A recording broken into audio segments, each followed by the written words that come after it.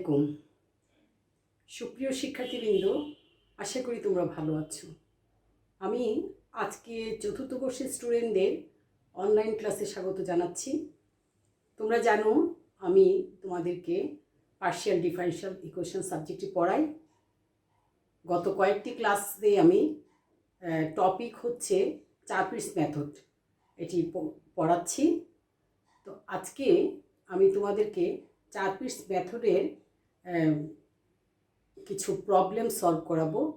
Last ক্লাসে আমি চারপিস মেথডটি বর্ণনা করেছিলাম এবং সেটা থেকে দেখিয়েছিলাম কি করে চারপিস অক্সিলারি ইকুয়েশন বা সাবসিডিয়ারি ইকুয়েশনটা আসে। আমরা সেই অক্সিলারি ইকুয়েশন ইউজ করি চারপিস মেথডে কিছু প্রবলেম সলভ করব। চলো আমরা আমাদের প্রবলেম সলভ করা শুরু করি। আমি তোমাদের জন্য এখানে একটি প্রবলেম দিয়েছি, সেটা হচ্ছে apply Charpit's method two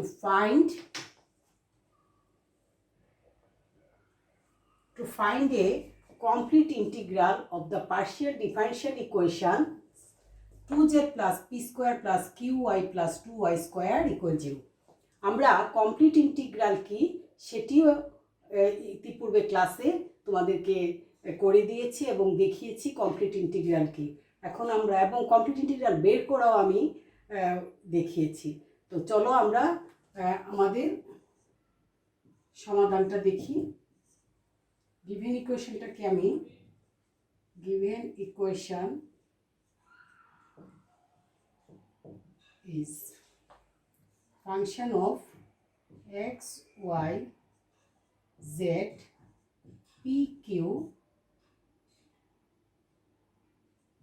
equal 0 is কি 2z plus p square plus qy plus 2y square equal 0. That is কি দাঁড়াচ্ছে function of x y z p q equal 2z plus p square plus qy plus 2y square। এখন আমরা equal 0, এটাকে আমি equation নং 1 দিচ্ছি। এখন আমরা যেহেতু চারপিস অক্সিলারি ইকুয়েশন ইউজ করব সেজন্য কি করব, এখন আমি এটাকে ইকুয়েশন নং 1 দিচ্ছি। যেহেতু চারপিস অক্সিলারি ইকুয়েশন ইউজ করব, সো আমি পার্শিয়াল ডিফারেন্সিয়েট করে টার্মগুলো বের করে রাখি। সুতরাং আমি del f by del x পাচ্ছি কি 0, যেহেতু এখানে এক্সের কোনো টার্ম নাই। Del f by del y equal q plus 4y del f by del z কি পাই del z pi 2, del f by del p কি পাই twice p,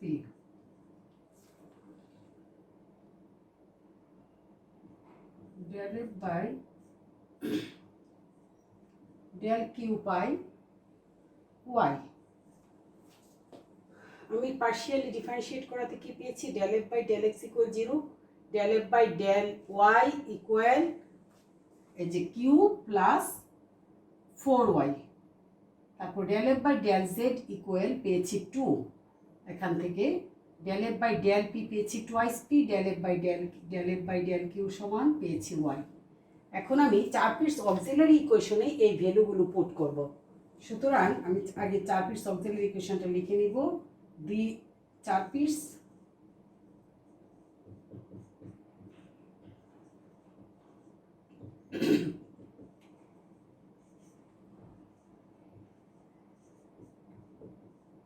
ইকুয়েশনস আর চারপিস অক্সিলারি ইকুয়েশনটা কি আমাদের মুখস্থ মনে রাখতে হবে। Dp divided by del f by del x plus p del f by del z equal d q divided by del f by del y plus q del f by del z equal dz divided by minus p del f by del p minus q del f by del q equal dx divided by minus del f by del p equal dy divided by minus del f by del q। এটা হচ্ছে আমার 4 piece auxiliary equation. এটা তোমাদের মুখস্থ মনে রাখতে হবে, কারণ যে কোনো প্রবলেম যদি তোমাদেরকে সলভ করতে বলে 4 পিস মেথড ইউজ করে, তাহলে অবশ্যই তোমাকে 4 পিস অক্সিলারি ইকুয়েশন লিখে নিতে হবে মুখস্থ, এবং সেই লিখে নিয়ে তারপর তোমাকে অঙ্কটির সমাধান করতে হবে।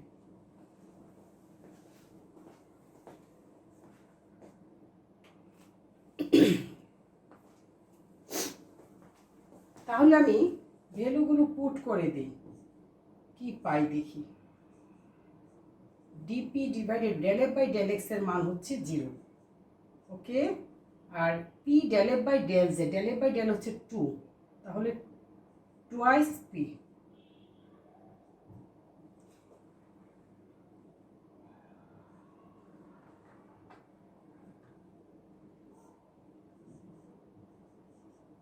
dq divided by del f by del y, del f by del y হচ্ছে q প্লাস 4y, এই যে আমরা দেখতে পাচ্ছি এখানে q plus 4y del f by del y plus q del f by del z হচ্ছে 2, তাইলে এখানে পাচ্ছি আমি টুয়াইস q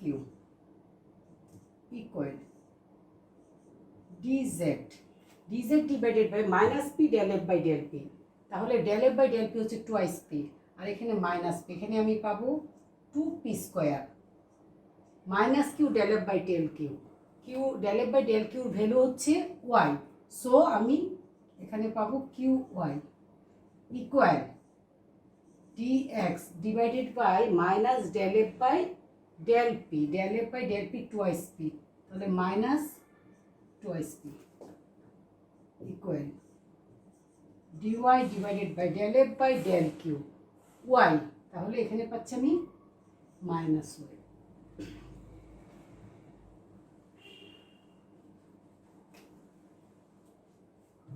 তাহলে আমি কি পাচ্ছি আলটিমেটলি অক্সিলারি ইকুয়েশনে, অক্সিলারি ইকুয়েশনটাতে পাচ্ছি dp divided by twice p dq divided by q twice q thrice q 3 thrice q plus 4y equal dz by minus 2p square minus qy, এটা হচ্ছে qy dx divided by minus twice p R dy divided by minus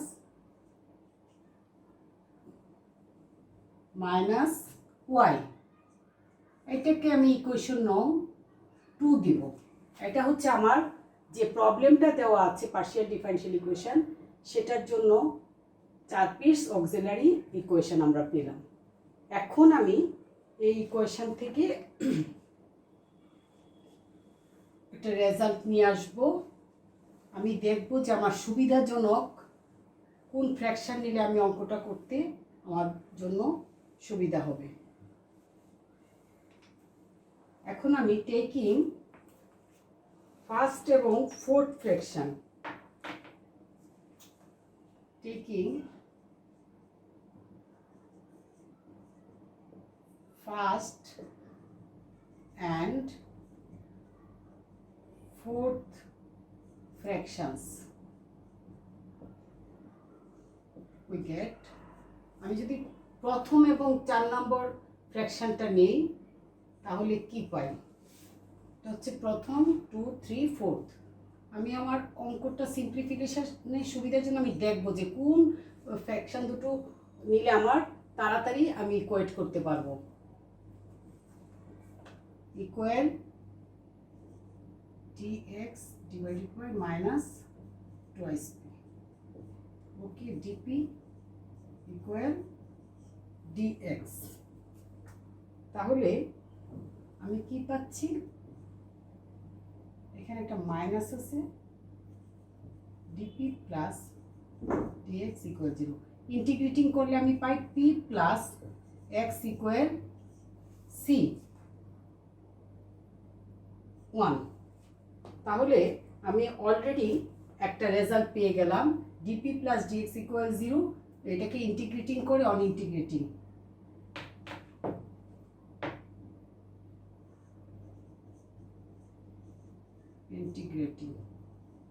integrating করে কি পেলাম? এটাকে আমি equation নং 3 দিতে পারি। p plus x equal c1। সুতরাং আমি আরেকটু চেঞ্জ করে নিই, p এর মানটা আমি p equal c1 minus x, এটাকে আমি ইকুয়েশন নং 3 দিই। তো আমার অলরেডি দেওয়া আছে। তাহলে এই p এবং q এর ভ্যালুগুলো আমি আবার p এর মানটাকে আমি বসিয়ে দিব 1 নং ইকুয়েশনে। তার আগে আমি q এর ভ্যালুটা বের করে নিব। বের করার সুবিধার জন্য আমি p এর ভ্যালুটাকে 1 নং ইকুয়েশনে বসিয়ে দিব। নাও putting the value of p in equation 1, অর্থাৎ গিভেন ইকুয়েশনে আমি বসাবো p এর ভ্যালুটাকে। তাহলে আমি কি পাচ্ছি দেখি, টুয়াইস z প্লাস p হচ্ছে c1 minus x whole square plus qy plus 2y square equal 0।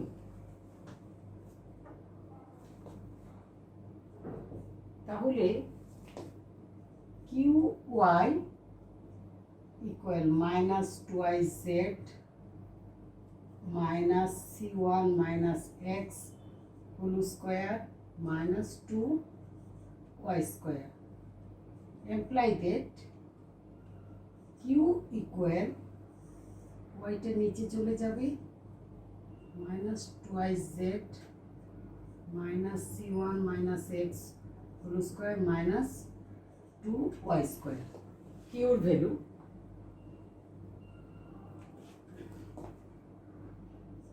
এটাকে আমি ইকুয়েশন 4 দিতে চাচ্ছি।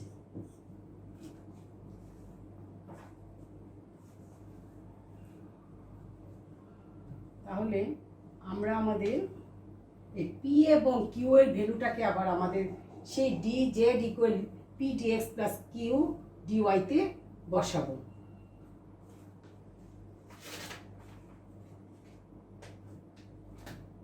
Putting these values,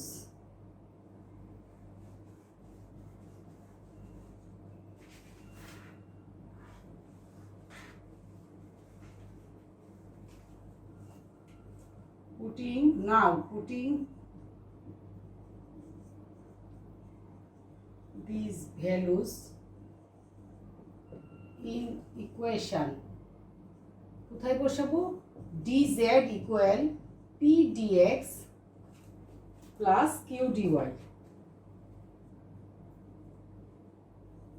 তোমরা জানো 4 পিস মেথডে আমরা এটা বের করি, ইন্টিগ্রেটিং এর সুবিধার জন্য একটা আলাদা রিলেশন তৈরি করেছিলাম। সেটাতে আমি বসাবো p এবং q এর ভ্যালু। তাহলে আমি কি পাই? dz ইকুয়াল p ছিল c1 minus x dx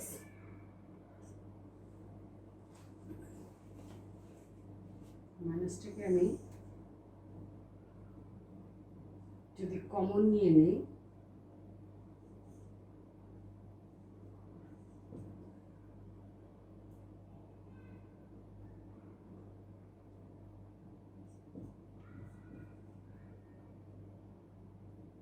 x minus C ওয়ানও আমি লিখতে পারি আমার সিম্পলিফিকেশনের সুবিধার জন্য, plus 2y square divide by y dy.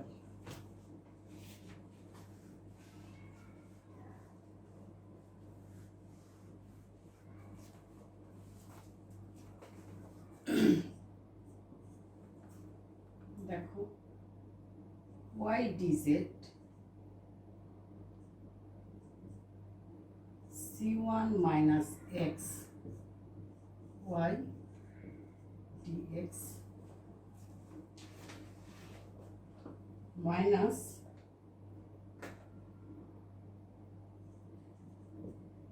twice z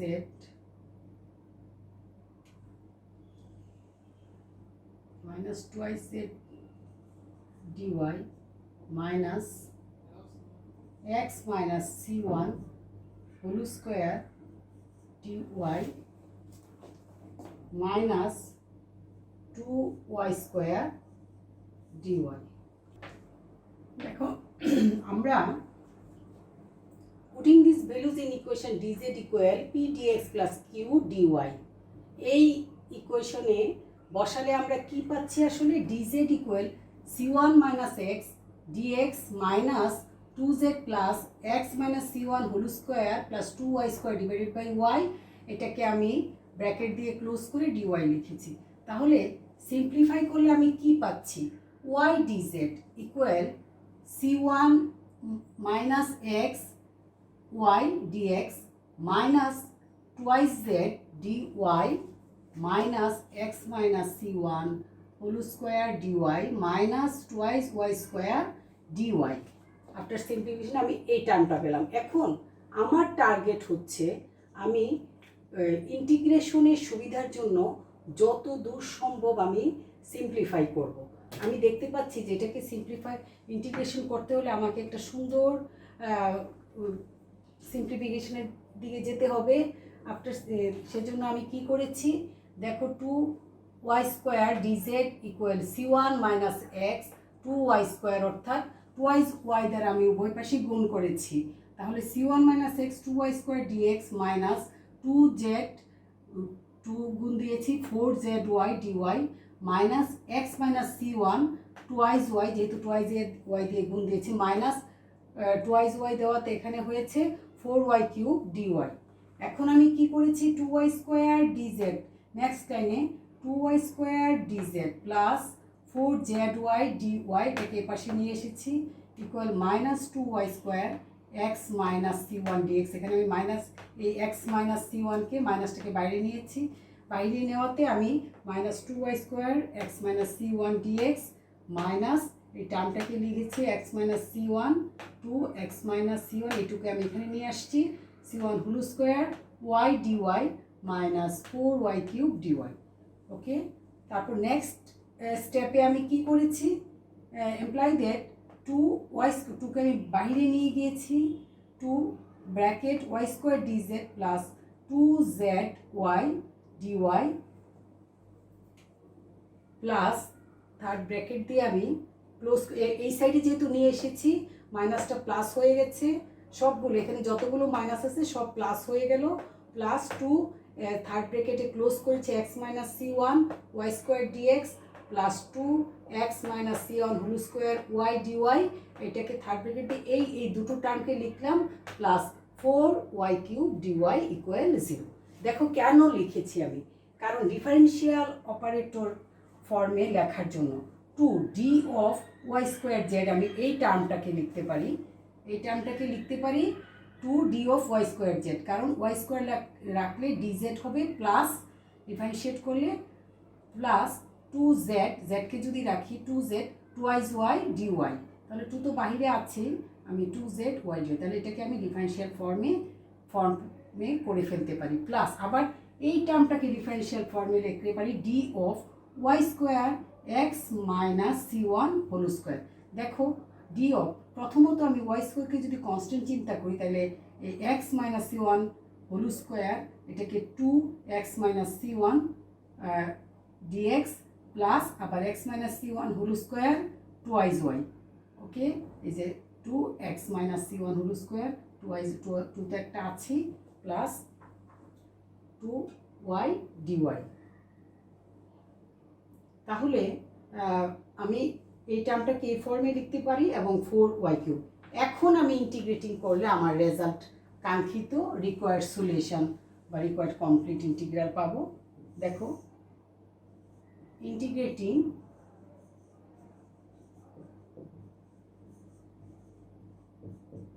both sides, তাহলে কি পাই আমি?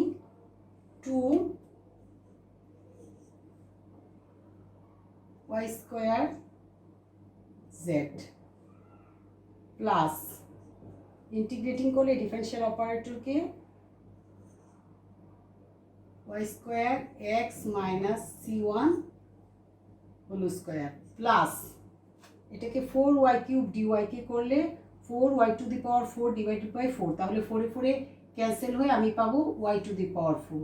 আগে আমি c1 এখানে এই পাশে কনস্ট্যান্ট অফ c2 ধরবো। তাহলে আমি আমার কাঙ্ক্ষিত রেজাল্ট পেয়ে গেলাম, which is the required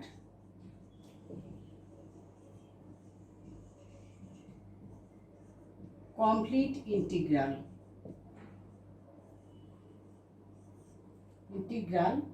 where c1 and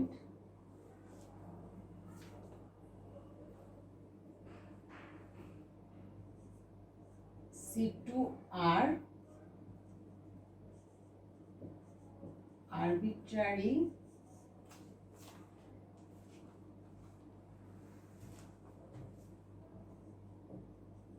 constants। দেখো, প্রবলেমটা বেশ বড়। এই 4 পিস মেথডের যে কোনো অঙ্কই অনেক বড় এবং এখানে অনেক বেশি নম্বর, অর্থাৎ কখনো সিলেবাসের উপর ডিপেন্ড করে কখনো 7 থাকে, কখনো 10 থাকে, যখন যেভাবে ডিস্ট্রিবিউশন করা হয়। তাহলে আমরা আমাদের রিকোয়ার্ড আনসার পেয়ে গেলাম। ইন্টিগ্রেটিং করাতে আমি কি পেয়েছি? 2y স্কোয়ার এখান থেকে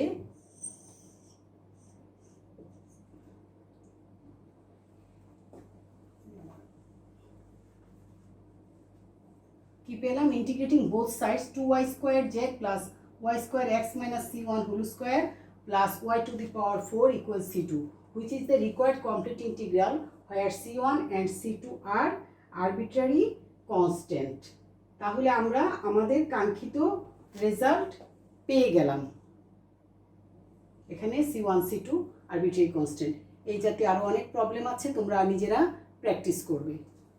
আশা করি তোমরা বুঝতে পেরেছো এবং বেশি বেশি করে প্র্যাকটিস করবে।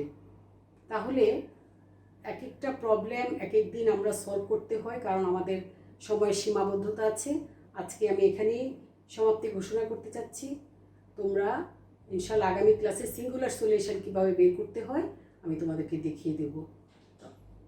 আজকের মতো এখানেই ক্লাসটি শেষ। তোমরা ভালো থেকো। আল্লাহ হাফেজ।